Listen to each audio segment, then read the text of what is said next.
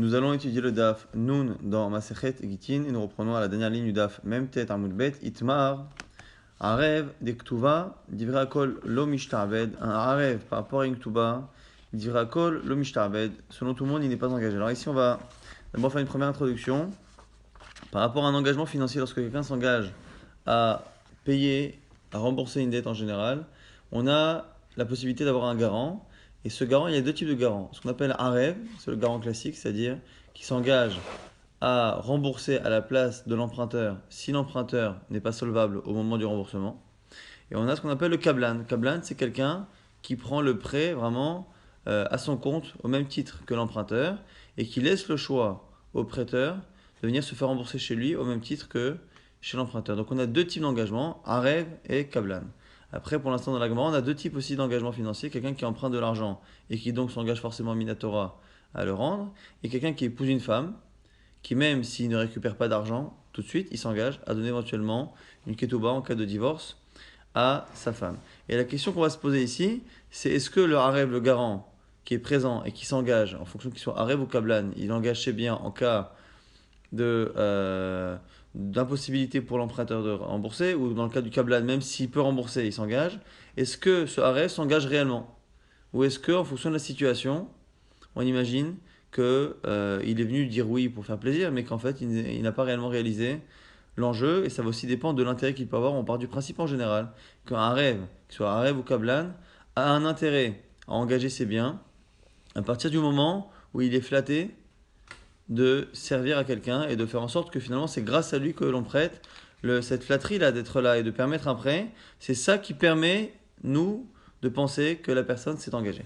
Et justement ici, du coup on a deux données. Est-ce que la personne s'est engagée en tant que Harev ou en tant que Kablan? Est-ce qu'il a engagé ses biens que dans le cas où l'autre ne rembourse pas? Ou est-ce qu'il est Kablan, il s'est engagé au même titre que l'emprunteur? Donc c'est deux types d'engagements différents, plus ou moins clairs. Et on a aussi deux types d'emprunts. Est-ce que quelqu'un qui a emprunté et qui s'engage à rembourser ou une dette de quelqu'un qui épouse une femme? Et on part du principe que lorsque la personne dit je suis Harev, je rembourserai au cas où, on part du principe que l'engagement est moins fort.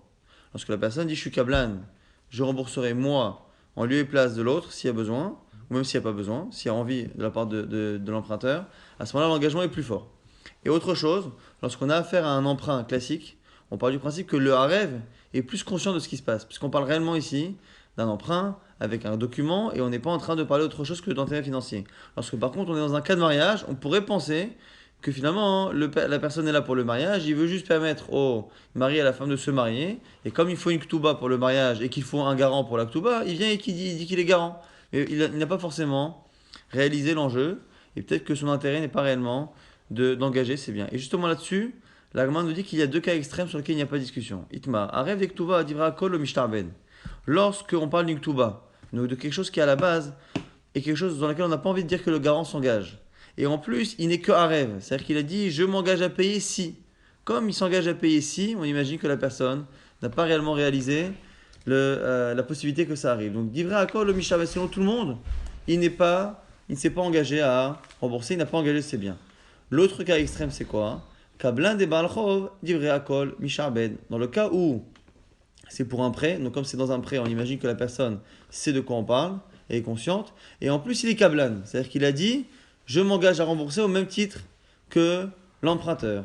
Dans ce cas-là, pareil, là aussi, il n'y a pas de discussion. Il dit Rakol Mishtabel, selon tout le monde, il s'est engagé et ses biens sont engagés. Quand est-ce qu'on a une discussion? Arev de Baralchov, Vekablan Nektuba, lorsqu'il n'y a qu'une condition sur deux. C'est-à-dire que on est dans un chov, dans un prêt, mais il n'est que Arev. Il s'est engagé à rembourser au cas où. Kablan Nektuba ou l'inverse. C'est-à-dire qu'il s'est engagé à rembourser au même titre que le mari, mais on est dans du ktouba, dans un mariage. Et dans un mariage, on part du principe qu'on n'est pas certain que le harev soit réellement là pour s'engager. Là-dessus, pligué et il y a une marloquette. Et l'agma nous dit qu'il y a une troisième donnée qui pourrait justement jouer sur est-ce que justement le harev, le garant, s'est engagé totalement. Et l'agma nous dira que cette donnée-là ne rentre pas en jeu dans la marloquette. Ikaleman de amar afalgal delite nechassim la lové.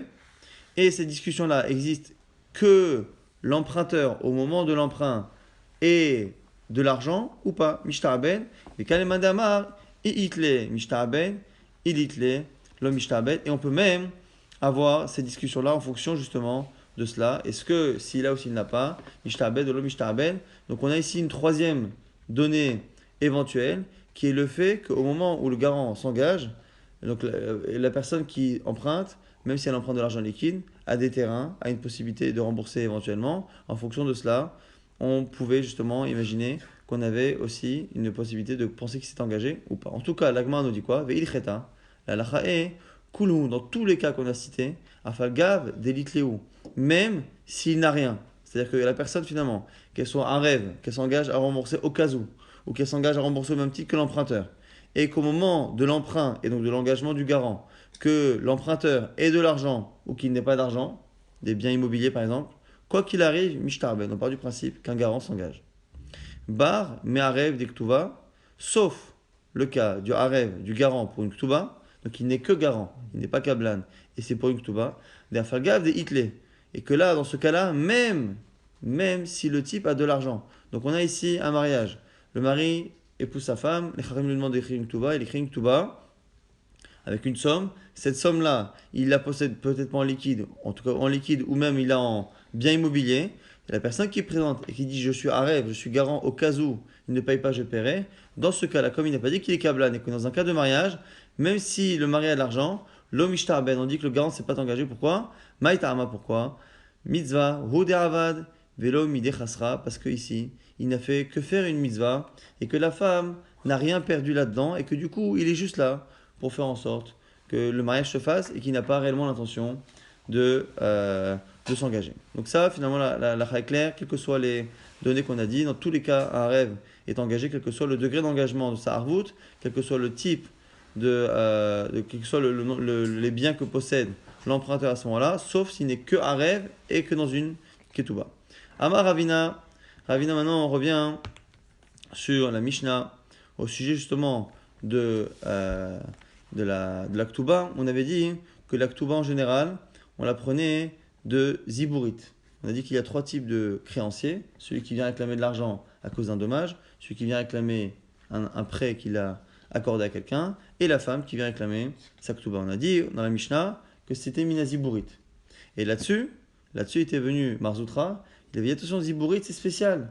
C'est dans un cas particulier où elle prend la Ktuba, non pas de son mari qui l'a divorcé, mais des héritiers de son mari une fois que son mari est mort. Mais si c'est son mari qui lui donne directement, c'est Bénonite. Ça, c'était l'avis de Marzoutra. Et là-dessus, on va objecter Tashma, mais Karad et Takititin. Au début de la Mishnah, on a dit la raison pour laquelle on a fait la Takana, Yoter, Mimash, Isha Rotsalin Nase. Plus qu'un homme a envie de se marier, une femme a envie d'être mariée. C'est la raison pour laquelle on a dit finalement que la femme elle est biziburite. On a dit que normalement, on aurait dû faire en sorte que ce que la femme réclame comme argent ce soit comme un prêt normal. Un prêt normal, c'est bébé nonite. Et finalement, on a dit que la femme, il n'y a pas besoin de la motiver, puisque c'est biziburite. Rappelez-vous que la Gemara avait dit que normalement, la Torah voudrait que n'importe quelle personne qui prête de l'argent ne récupère cet argent, si elle le récupère en bien immobilier, qu'avec les biens de la plus mauvaise qualité. Pourquoi la Torah aurait voulu ça? De peur que quelqu'un ait envie de prendre le terrain de son voisin et donc lui prête de l'argent en espérant que s'il n'a pas de quoi rembourser, il lui prenne sa maison ou son terrain. Et donc on a dit que Samina Torah, normalement, un prêteur ne devrait récupérer que Zibourit. Sauf qu'on a eu peur, les Chachamim ont eu peur, que ça enlève la motivation à un prêteur. Il dit attends, moi je prête de l'argent, et si ça se trouve, au lieu de le récupérer en argent liquide, j'ai récupéré dans un terrain de mauvaise qualité que je vais avoir du mal à revendre. Et donc, c'est la raison pour laquelle on a dit bénonite. Mais on a dit la femme, comme la femme qui est finalement plus ou moins une prêteuse, puisqu'au moment où elle se marie, elle accorde la possibilité à son mari de lui donner cet argent lorsqu'il va la divorcer. Finalement, cette femme-là, on n'a pas peur qu'elle ne se marie pas pour ça, parce qu'une femme a plus envie de se marier en général qu'un homme. Et c'est ça qu'on a justifié pour expliquer Zibourit et Bénonite. La Gemara dit Isakadatar miatme. Et mais selon Marzoutra, la Mishnah qui a dit que la femme ne récupère qu'avec qu'elle récupère Zibourit qu'avec justement Yatme, lorsque c'est les héritiers qui lui donnent. Haïmishum di Yatmehu. Pourquoi on a dit dans la Mishnah et dans cette braïta là, pourquoi on a dit que la raison c'est parce que la femme elle a plus envie de se marier? On aurait dû dire pourquoi elle récupère dans la Mishnah des héritiers, elle récupère Zibourit, parce qu'elle récupère des héritiers. On a vu que dans la Mishnah, dès qu'on récupère une dette chez des héritiers, on ne récupère toujours que Zibourit. Donc, ici, Marzoutra, qui explique que dans la Mishnah, la fameuse Ktuva Ziburit n'est que parce que, enfin, n'est que dans un cas d'héritier, on aurait dû dire dans la Braïta que c'est parce que c'est des héritiers et non pas parce que la femme a besoin d'être mariée. Tioufta de Marzoutra, Tioufta l'Agmara, ici, acquiesce et nous dit qu'effectivement l'idée de Marzoutra est fausse. Donc finalement, la Mishnah, il faut la lire que n'importe quel Ktuba ne doit être remboursé que par Ziburit, que par un terrain de mauvaise qualité. Maintenant, toujours Marzoutra au nom de Rav Nachman, Amar Marzoutra Beren Rav Nachman, Mishme de Rav Nachman, Shtachov Ayotse Ala Yetomim, lorsque l'on a un document de dette justement qui vient contre des héritiers, Afalpi Shikatuvbo Shevach, et Nogobe la Minaziburit. Même s'il y a une condition, on a dit que normalement les héritiers, on ne leur donne que, enfin, ils ne payent qu'avec Ziburit, mais ici nous dit Rav Nachman, sauf lorsqu'il y avait une condition dans le document, c'est-à-dire qu'il y avait un document qui disait que quoi qu'il arrive, voilà, je te prête de l'argent et je veux que tu ne me rembourses qu'avec Shevar, qu'avec un terrain de bonne qualité, même si ce n'est pas toi qui me rembourse, mais que ce sont tes enfants qui me remboursent plus tard. Donc, dans le cas où c'est marqué clairement, on nous dit ici, Rav Nachman, ça ne change rien. Une condition qui est marquée dans le document ne peut pas aller à l'encontre de ce que les Chachamim ont dit, qu'on ne peut pas prendre de l'argent d'héritiers autrement que Ziburit. Ça, c'est ce que dit Rav Nachman. Abaye donne une preuve. Amar Abaye et Tedar, des Balchov, Dine Benonit, ou Meyat Mebe Ziburit. Tu vois bien que le Baralchov, en général, quelqu'un qui prête, il récupère Benonit, et les Chachamim, ils ont dit Ziburit. Et donc, à partir du moment où on est passé d'un statut Benonit à Ziburit, tu vois que on ne peut pas changer les choses. Ils ont fixé Ziburit et c'est fini. Et ici, Rava ne va pas être d'accord et on va voir une marque très intéressante. Est-ce que justement on peut aller à l'encontre de cette takana? Amar le Rava objecte. Achi ashta ba'al chov dine midoraita beziburit. Il dit, mais vous n'avez rien compris. On a dit que Minatora, un ba'al chov, quelqu'un qui prête, il doit reprendre normalement l'argent avec ziburit. Pourquoi on a dit? Parce que comme on a peur, la Torah a peur, qu'il ait envie de prendre le terrain de son voisin, la Torah elle a dit voilà, quoi qu'il arrive, tu ne te feras rembourser que par des terrains de mauvaise qualité. Comme on a dit au départ, la Torah voudrait qu'on ne prenne que Ziburit, chez Nema, comme c'est marqué Bachutz, Ta'amod. La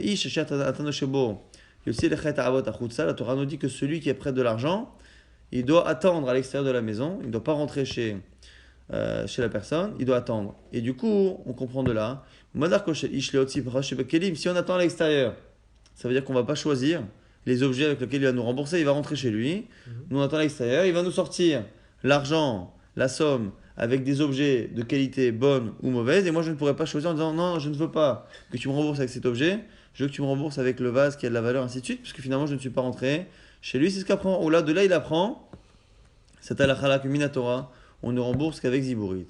Pourquoi finalement la halakha a été instituée par les sages que finalement on ne rembourse pas avec une mauvaise qualité, avec une qualité moyenne, qui est chez l'otinol, de peur justement que ça ferme les portes aux emprunteurs, que celui qui vienne frapper à une porte d'un prêteur se voit refuser le prêt parce que la personne ne veut pas être remboursée par un terrain de mauvaise qualité.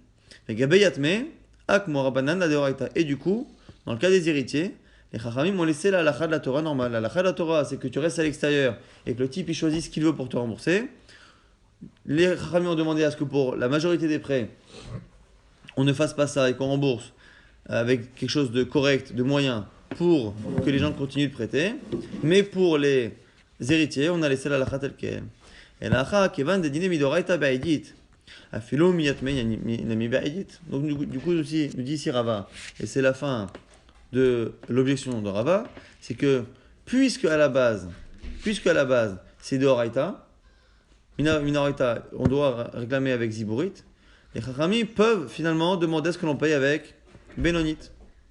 Mais lorsque là ici, on a un document dans lequel le document on a écrit que le prêt sera remboursé quoi qu'il arrive avec Aïdit, quoi qu'il arrive avec quelque chose de bonne qualité, c'est-à-dire que Minatora il faut rembourser avec la bonne qualité, et les Chachamim ne peuvent pas changer et demander à ce que ce soit ici Ziburit. Donc ici on a une grande marloquette entre Rava d'un côté et Abaye et Rav Nachman de l'autre côté.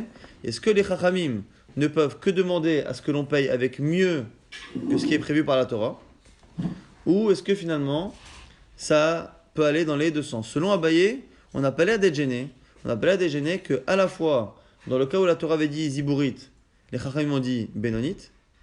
Et ça ne dérange pas que lorsque la Torah a dit Haïdit, le meilleur des terrains, les Chachamim disent Ziburit. C'est-à-dire que de la même manière qu'au départ, dans tous les prêts, ça aurait dû être Ziburit, les Chachamim ont demandé à ce que ce soit Benonit des terrains moyens.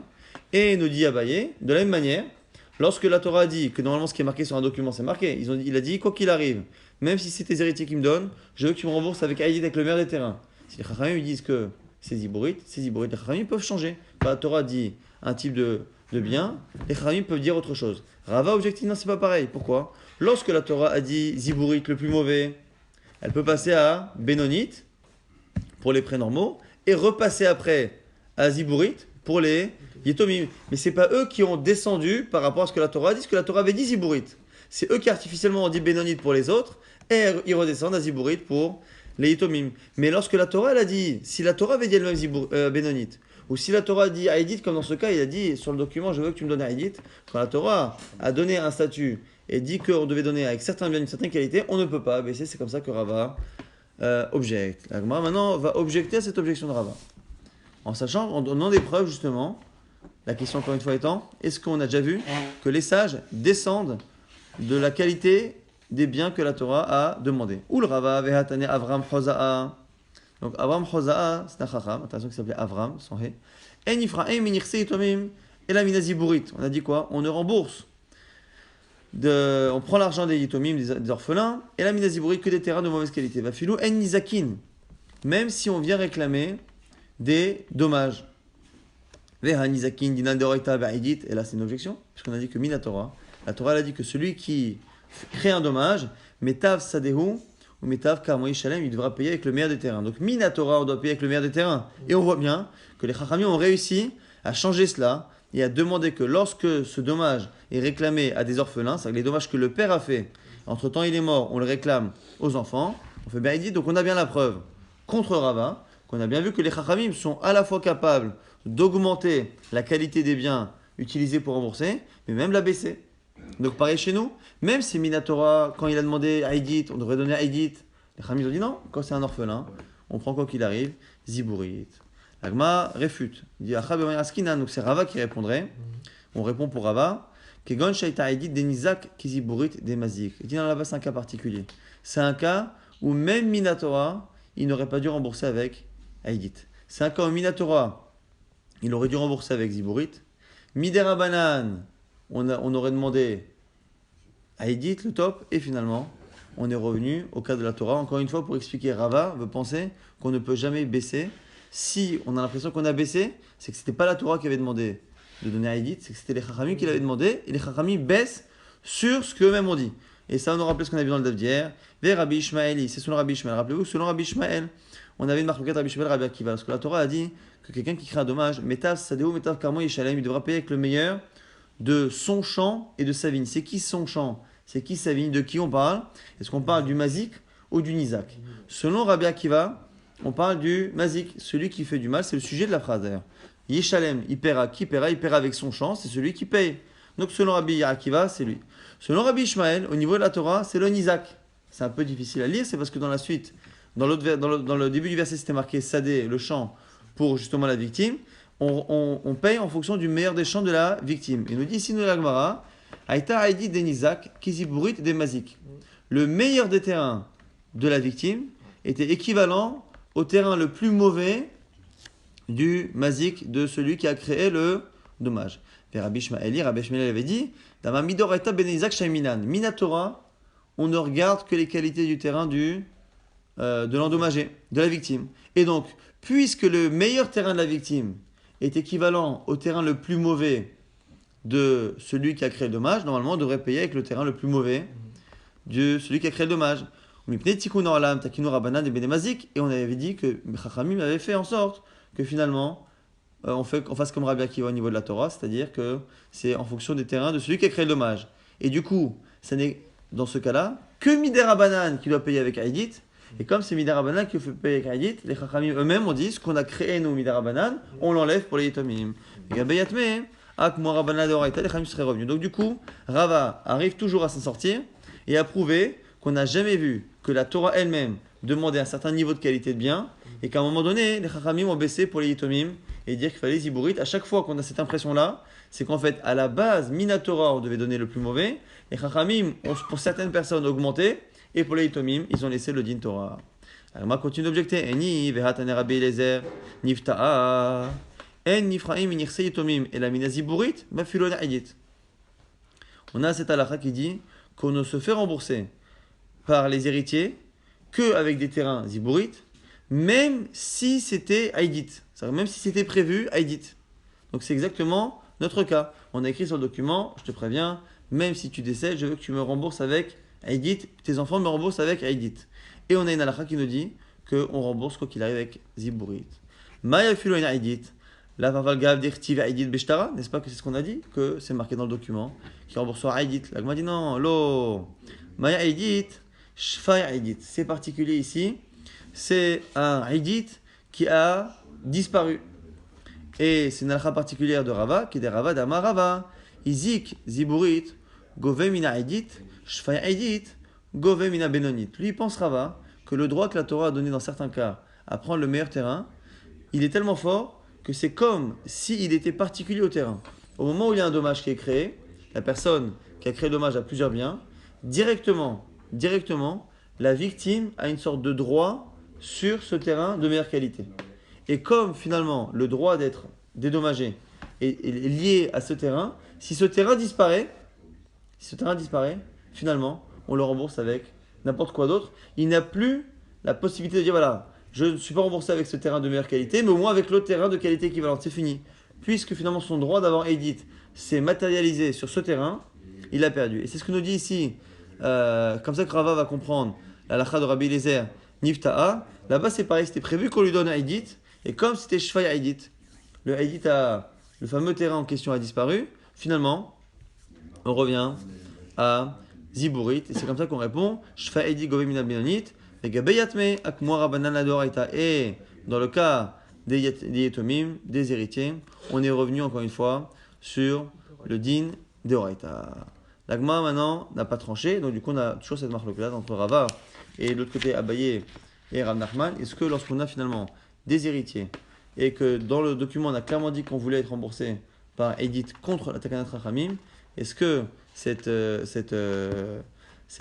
tnaï-là, cette condition peut aller au-delà de la Takanat Chachamim ou pas? C'est pas qu'elle est plus forte, c'est que est-ce que les Chachamim n'ont de possibilité de faire rembourser de la zibourite que dans le cas où il n'y a pas de condition, c'est-à-dire que Minatora c'était zibourite, Miderabanan on est monté à Benonite, et du coup Miderabanan on reste en zibourite pour les héritiers, ou non, même si selon Abaye on a mis la condition, aucun problème, les Chachamim peuvent à la fois augmenter et à la fois baisser la qualité, le niveau de qualité de bien qui est utilisé pour le remboursement. Maintenant, dans la Mishnah, on avait dit que En Ifraïn, Minirse et Tomim et la Mina Ziburit, on avait dit encore une fois qu'on ne se fait rembourser des héritiers qu'avec Ziburit. Bae, Rab, Ardevoy, Bar Ami, question Yetomim, Chez Amro, Kitanim, ou Afilou, Gdolim. Les orphelins dont on parle depuis le début dans la Mishnah, est-ce qu'on parle d'orphelins mineurs ou d'orphelins majeurs? Et en fait, la question va être à la raison de la Takana. La raison de la Takana. Donc là, encore une fois, ici, on parle de Baal Chov et on va essayer de se rappeler comment la takana du Baal Chov était faite. On a dit que Minatora, un prêteur ne devrait récupérer son argent que par des terrains de mauvaise qualité. De peur qu'il finisse par envier les terrains de son ami et lui prêter dans le but justement d'être remboursé avec le bon terrain. Donc il ne prend que les plus mauvais terrains. Ça, c'est Minatora. Midarabanan, les Chachamim ont dit non, mais si on fait ça, les gens ne voudront plus prêter. Donc on demande finalement à ce qu'on rembourse avec Benonit. Maintenant, quelle est la raison? Quelle est la raison pour laquelle, quand on va réclamer de l'argent à des héritiers, on n'a pas dit la même chose? Minatora, c'est Ziburit. Mais pour éviter que les gens refusent de prêter, on devrait dire Benonit. Pourquoi, lorsque finalement, c'est pas le père qui rembourse, c'est les enfants, pourquoi on n'applique pas ça? Deux possibilités. Soit parce qu'on a pitié des enfants, soit parce qu'on imagine que même si dans certains cas où l'emprunteur décède, ce sont les enfants qui payent et que du coup on ne peut plus être remboursé par Benonit, ce cas-là est tellement rare que ça ne va pas empêcher les gens de prêter l'argent. Un type qui prête, il ne va pas se dire, voilà, à partir du moment où il sait que quand le type est vivant, il recevra Benonit, il ne va pas s'empêcher de prêter au cas où le type décède et que ce sont ses enfants qui lui donnent avec Ziburit. Donc du coup la question est intéressante. Quelle est la raison pour laquelle les héritiers qui payent à la place de leur père ne rentrent pas dans la takana. Est-ce que c'est parce que c'est exceptionnel et donc on n'a pas peur que ça empêche les prêteurs de prêter, ou est-ce que c'est par pitié? Et c'est intéressant parce que si c'est par pitié, c'est forcément lorsqu'ils sont mineurs. Parce que lorsqu'ils sont majeurs, ils sont grands, majeurs, vaccinés, ils se débrouillent. Si on dit que c'est parce que c'est un cas tellement rare qu'on ne craint pas les éventuelles conséquences, à ce moment-là, petit ou grand, et c'est comme ça que la Gemara décline la question. Takanta, Hidaravid Rabanan Gabeyatme. Est-ce que c'est une takana? Est-ce que c'est pour aider les orphelins? Les Ktanim Arboud Rabanan, l'Igdolim l'Arboud Rabanan. Alors si c'est ça, une takana, on aide les mineurs, mais un majeur, si il a des biens, il a qu'à, et qu'on lui demande de réclamer Bénonite, et bien il aurait pu à ce moment-là vendre son terrain de Zibourite et reprendre, racheter un terrain de Bénonite. Donc du coup, on ne va pas faire une takana pour les adultes. Ça, c'est la première possibilité. Si on imagine que finalement la raison pour laquelle la takana de faire en sorte de payer Bénonite n'a pas été faite pour les héritiers, si elle est faite par pitié, par aide pour les orphelins, à ce moment-là, ils ne seraient pas concernés les grands. Odinma ou peut-être.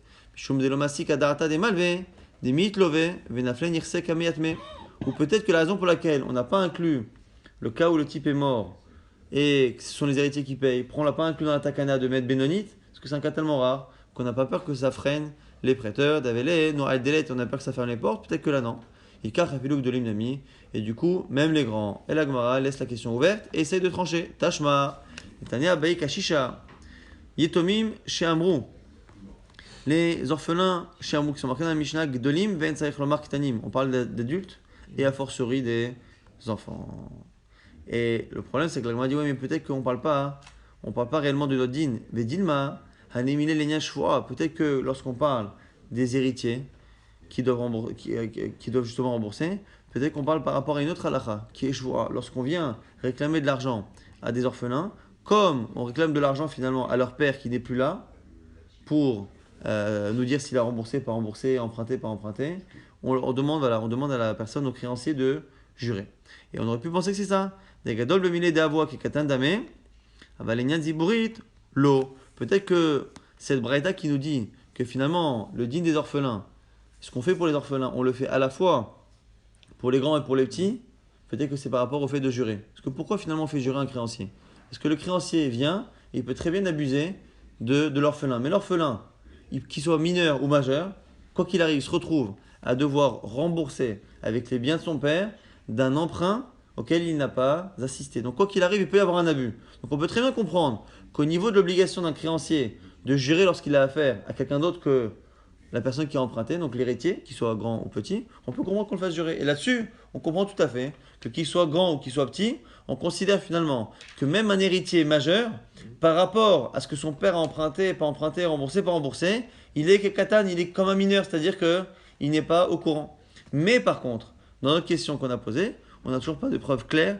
Est-ce que, par rapport à cette takana de leur permettre de rembourser avec des biens de mauvaise qualité, est-ce qu'on l'a fait pour les aider ou est-ce qu'on l'a fait parce qu'on n'a pas la crainte qu'on avait au départ? Et la question reste entière. Donc la Gemara maintenant va encore essayer de trancher. La halakha nous dit la Gemara. Donc c'est pas une preuve par une memra, par une mishnah, par une braïta. C'est une halakha qui est tranchée par la Gemara. La halakha est que Yetomim shamu gdolim ben tzarich lomar ktanim ben ishua ben eziburi, comme ce qu'on a compris au départ de la braïta, c'est-à-dire que finalement, que ce soit par rapport à l'obligation que le créancier a de jurer pour réclamer des biens ou de l'argent, ou que ce soit le fait qu'il réclame, il ne puisse reprendre de l'argent que par zibourite et non pas bénonite, quoi qu'il arrive, cela concerne les héritiers majeurs tant que mineurs finalement. Il n'y a pas de distinction ni entre shvoa, ni entre zibourite, et ni entre un katan et un adulte, ni entre un enfant et un adulte.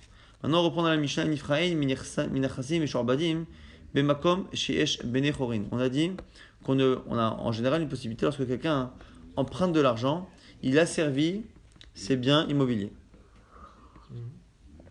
Ce qui fait que la personne qui lui prête, c'est comme si elle avait une option sur ses biens immobiliers. Si après l'emprunt, la personne vend ses biens, la personne qui a prêté a le droit de les récupérer, ces biens-là, si la personne doit se faire rembourser. Mais les Chachamim ont dit attention, il faut tout de même que la personne aille d'abord chercher chez l'emprunteur l'argent. Si l'emprunteur n'est pas solvable, ça n'est que là qu'on lui autorise d'aller chercher ses biens. En sachant qu'à la base, on a l'air de comprendre que Minatora, il pourrait y aller. Puisque finalement, il a servi tous les biens de l'emprunteur. Mais Mipnei Tikkun, on n'a pas voulu que il aille récupérer, sinon les gens auraient des difficultés à acheter à chaque fois, de peur qu'on vienne récupérer leurs biens alors que la personne est solvable. En tout cas, on ne va récupérer des biens qui ont été assujettis, asservis à cette dette, que on ne le fait pas, bemakom chez Benechorin, lorsqu'il y a des biens qui sont libres, des biens qui sont disponibles chez l'emprunteur. Maintenant, la Gemara pose une question. Que se passe-t-il si c'est une matana, si c'est un don? Parce que quelle est la raison de la takana? On a dit qu'une personne a acheté des biens. Alors que lorsqu'elle a acheté, elle savait que la personne avait fait des emprunts. D'ailleurs, il se peut que lorsqu'on a acheté un terrain de quelqu'un qui était endetté, on l'a acheté peut-être moins cher que sa valeur, en partant du principe qu'il y avait une part de risque, que cette personne ne puisse pas rembourser et que l'on prenne mon terrain. Donc la personne qui achète est consciente, ça c'est une chose. Simplement, est-ce que les Chachamim ont demandé tout de même qu'on n'aille pas récupérer ce terrain, sauf si l'emprunteur n'est pas solvable? Est-ce que cette takana-là n'est faite que lorsqu'il y a un acheteur, c'est-à-dire quelqu'un qui a dépensé de l'argent? Parce qu'on veut éviter que la personne ait dépensé de l'argent et qu'on lui prenne son terrain pour rien alors que l'autre en a. Mais dans le cas où c'est un don, où la personne qui a reçu n'a pas versé d'argent, est-ce que finalement on laisse la possibilité au prêteur d'aller récupérer le terrain de son choix? Est-ce que la takana de ne pas pouvoir récupérer les biens asservis qui ont été vendus, sauf si la personne n'est pas solvable, est-ce que cette takana-là existe même lorsque les terrains ont été donnés? Et la Gemara explique exactement la question. Takan tahuda avudra banan, mishum sedad ele kuchot. Est-ce que la raison pour laquelle on ne peut pas récupérer, c'est une takanat rachamim, mishum sedad ele kuchot, pour éviter l'argent perdu par quelqu'un qui a acheté? Aval matana delika sedad ele kuchot, mais dans le cas où c'est un don, il n'y a pas de perte, l'eau. Odilma, ou peut-être matana nami, il a des hitle ana amine, ou peut-être que un don, quelqu'un qui donne de l'argent, qui donne un terrain à quelqu'un, pareil, il ne donne pas gratuitement. S'il a donné, c'est qu'il a profité de la personne avant, ou qu'il compte en profiter après. Et du coup, la personne qui reçoit un terrain immobilier de quelqu'un, c'est forcément qu'à un moment donné ou l'autre, il a donné, il a procuré un plaisir à cette personne-là avant ou après, qui a justifié ce don. Et du coup, il y a aussi une perte. Puisque finalement, toute personne qui a reçu un cadeau a en contrepartie donné avant ou après. Et donc, on estime aussi que lui, il ne faut pas aller lui prendre son champ si on a la possibilité d'aller prendre l'argent chez l'emprunteur. Ça ressemble à une perte d'un achat. Et donc, on ne prend pas son terrain, sauf si l'emprunteur n'est plus solvable. Réponse qu'on le donne à Ravashi, Tashma, Shrimera. Regarde, c'est Talachala. Shrimera, c'est quelqu'un de mourant qui a décidé de donner de l'argent à plusieurs personnes. Et on va faire une distinction entre le cas où la personne donne à plusieurs personnes en même temps et là où elle donne aux personnes au fur et à mesure. Shamar tinu mataim zouz les ploni. Donner 200 zouz à un tel. Ou shlosh meot les ploni à 300 un tel. Vers arba meot les ploni et 400 un tel. Les sommes ne sont pas importantes ni les noms. En omrim kol hakodem bishtar zacha. Là-dessus, on ne dit pas que chacun a pris possession avant l'autre. Il n'y a pas de priorité puisqu'il a dit donner un tel, donner un tel, donner un tel. Et du coup, les fichar, yatsa alav shtachov. Si finalement on ressort une créance. Donc une dette qu'il avait envers quelqu'un, mais une dette qui est antérieure. Ce créancier peut revenir et réclame son argent parmi toutes les personnes, mais de manière égale. Donc il prend la somme que la personne lui devait et il la divise en 3 puisque les 3 personnes ont reçu en même temps. Govem ikulam, aval im amar teno mateim zuz les ploni, harav les ploni, mais si la personne a dit voilà, vous prenez mon argent, il lui dit avant de mourir, donnez d'abord 200 à un tel et après, plus ou moins en fonction de ce qui reste, donner 300 à un tel, et après donner 400 à un tel. Donc il a montré qu'il y avait une chronologie. Dans ce cas-là, à ce moment-là, on dit effectivement, Omrim Kol HaKodem Bishtar Zacha, c'est le premier qui est dans le document, on va dire, qui est possesseur. Les Fichar, c'est la raison pour laquelle il y a Tsa Alav Shtachov. S'il y a un document qui vient, un créancier qui vient avec une dette qui est antérieure, Gove Mina Acharon, il prend l'argent d'abord du dernier. Gove Michelefanav. Et du coup, il va prendre le dernier. Si le dernier n'a plus cet argent, il va prendre à l'avant-dernier, et ainsi de suite. Donc on voit que dans le cas où il a donné au fur et à mesure, on voit qu'il y a un ordre. Et il nous dit ici, la Gemara pour l'instant, c'est Marc Kishisha qui vient de déduire, Ve'afagav de kama benonit ou batraziburit. Et on a l'air d'ici de ne pas faire distinction dans les qualités du champ. Même si finalement le premier il avait un terrain de mauvaise qualité et le dernier de mauvaise qualité. Misiburit gabé, mi benonit lo gabé. On voit que la personne qui normalement lorsque c'est un prêteur, il doit réclamer bénonite.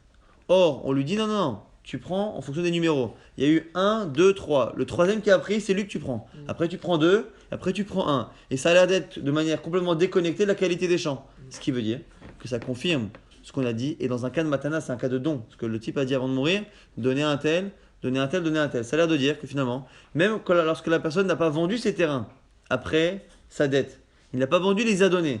Même s'il les a donnés, on voit que lorsque la personne, le prêteur, le créancier vient réclamer cet argent-là, il est soumis à certaines règles. Il ne peut pas récupérer le terrain Benoni du numéro 2 parce qu'il doit d'abord récupérer le numéro 3. Et ça, c'est parce qu'on a compris que dans ces terrains-là, on a des terrains de qualité multiples. Mais ce qui n'est pas écrit clairement. Mais pour l'instant, on imagine que oui. Et donc, ce serait la preuve, pour l'instant, selon la Gemara, que finalement, même lorsque c'est un don, on a cette idée-là que finalement, on a des règles. On ne peut pas réclamer l'argent d'un autre. On a un ordre. On prend d'abord le créancier, celui qui a reçu l'argent numéro 3, numéro 2, numéro 1. La Gemara refuse cette preuve. Elle va dire, mais qui te dit que c'est quelqu'un qui a donné? Peut-être que c'est quelqu'un qui a remboursé ses dettes. Le Shrimera, le mourant, peut-être qu'il remboursait ses dettes. La Gemara dit, mais c'est marqué donner, c'est pas marqué rembourser. Alors la Gemara répond, Tenu Bechovi. Donner l'argent à mes créanciers. Et du coup, c'est la raison pour laquelle on regarde vraiment l'ordre et non pas parce que c'est un don. Qu'on n'a pas de preuve par rapport à notre question. On m'a dit, mais dis-moi, si c'est ça, veut dire c'est shtara, des matkadim. Pourquoi on dit celui qui a pris l'argent, il le reçoit? On n'a qu'à regarder qui est le créancier. Si les types à qui il a donné l'argent, 1, 2, 3, sont ses créanciers. La priorité de l'un par rapport à l'autre ne devrait pas être en fonction du moment où il a été remboursé, comme il a dit, donner à un tel, puis donner à un tel, puis donner à un tel. Ça devrait être en fonction des documents qu'ils ont de dette de la personne. La Gmadian Delika Shtara, il n'y a pas de document. On dit, c'est pas possible. C'est marqué dans la Braïta, c'est marqué que celui qui est premier dans le shtar. Mais à Kolakodem, Bishtar Kamar, c'est marqué le premier qui est dans le shtar. Donc soit tu dis, comme ce qu'on a dit depuis le départ, que c'est un don. C'est un don, et que la personne a donné à numéro 1, puis à numéro 2, puis à numéro 3, il a donné dans un shtar. Il a écrit dans un document, donné d'abord à 1, donné d'abord à 2, donné d'abord à 3, et on voit que lorsqu'il y a un Baal Chov qui vient prendre l'argent de ces personnes-là, il prend d'abord du numéro 3, après numéro 2 et numéro 1, indépendamment de la qualité des champs. Ou sinon, tu dis comme ce que tu dis que c'était un Chov, et si c'est un Chov, le fameux document dont on parle, c'est un document, finalement, de ces fameux 3 créanciers. Donc on aurait 4 créanciers. Un créancier qui est antérieur, puis 3 autres créanciers qui ont été remboursés, numéro 1, numéro 2, numéro 3, comme ce qu'il a dit, donner à un tel, donner à un tel, donner à un tel. Et la Gemara dit, c'est étonnant, si c'est ça, pourquoi c'est le moment où on a donné l'argent qui est important, alors que finalement ils ont chacun un document? La Gemara dit, il n'y a pas de document, mais c'est pas vrai, il y a marqué Kolakodem Bishtar. Bishtar, Pakata. La Gemara dit, non, c'est pas le shtar qu'ils ont eux, c'est le shtar qu'il écrit pour les rembourser. Donc on a finalement un créancier antérieur, puis 3 autres créanciers, 1, 2, 3, dont on ne sait pas qui a prêté en premier. Donc on ne sait pas qui est prioritaire par rapport à l'autre. Et donc, la seule manière de les rendre prioritaires les uns par rapport aux autres, c'est en fonction du document qu'il a fait écrire le mourant avant de mourir. Il a dit, je ne sais pas qui m'a prêté en premier, mais sachez que je veux que vous remboursiez d'abord à un tel, puis à un tel, puis à un tel. Et dans ce cas-là, ces 3 créanciers seront secondaires par rapport à un créancier antérieur qui viendra, et lorsqu'il réclamera à lui sa dette, on estimera que parmi les 3 créanciers, celui qui est le plus à sa merci, c'est le numéro 3, puis le numéro 2, puis le numéro 1. Et donc, ça n'a pas de réponse à notre question. Est-ce que lorsqu'on a un don, et lorsqu'on a fait un don à quelqu'un, est-ce que cette idée de dire qu'on ne rembourse pas un tel tant qu'on peut aller se faire rembourser par un autre, est-ce que cette règle-là s'applique aussi dans le cas de Matana ou pas? Bon, la Gemara a l'air de trouver ces réponses peut-être un peu difficiles, donc du coup, la Gemara propose encore d'autres réponses. Veibaïtema, si tu veux, je peux te donner autre chose. Afilou matananami, même si tu dis que c'est un don, comme tu as dit, tu as raison, c'est un don, c'est un shtar, c'est un don. Velo kasha, il n'y a pas de kushia, il n'y a pas de preuve à notre question. Maïgove mina acharon, en nifsad el acharon. Lorsqu'on dit que la personne ne va réclamer son argent qu'au dernier, c'est pas vrai. Peut-être qu'il ne va pas réclamer l'argent au dernier. C'est-à-dire que si on a des terrains qui sont par exemple bénonites, on a plusieurs personnes, les premiers terrains c'est les bénonites. Peut-être que même si c'est un don, il peut aller, justement parce que c'est un don, il peut aller réclamer l'argent du premier. Si le terrain bénonite est au premier et que les 2 autres ont zibourite, peut-être que comme c'est un don, il peut aller réclamer au premier. Ah, pourquoi on a dit qu'il peut se faire rembourser que par le dernier? C'est parce qu'en fait, en cascade, c'est le dernier qui va payer. Pourquoi? Parce que s'il se fait rembourser par le premier étant prioritaire par rapport au deuxième, il va après prendre le terrain du deuxième. Le deuxième étant prioritaire par rapport au troisième, lorsque le deuxième aura perdu son terrain au profit du premier, il va se faire rembourser auprès du troisième et le troisième va se retourner vers plus personne, puisqu'il n'a personne après lui pour récupérer. Donc quand on dit que le créancier numéro un, le tout premier, celui qui est avant les trois, va se faire rembourser du dernier, c'est pas forcément qu'il va se faire rembourser par le dernier. C'est des gens qui ont reçu l'argent en don. Il va prendre le bénonite de qui il veut, en fonction de son droit de prendre bénonite, puisque c'est un don.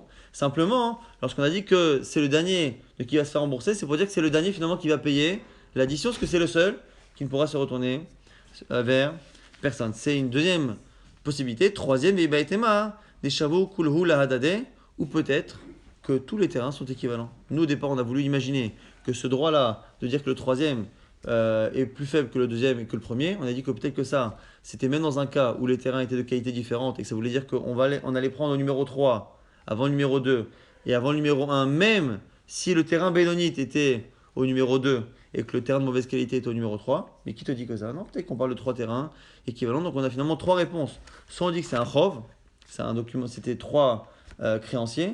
Soit on dit, deux autres réponses, que c'était vraiment un don. Simplement, soit on imagine que c'est pas le dernier réellement de qui va se rembourser, mais c'est pour dire que le dernier, c'est lui qui va payer l'addition. Soit, finalement, on imagine que les terrains sont équivalents. Et demain, on fera la suite du DAS.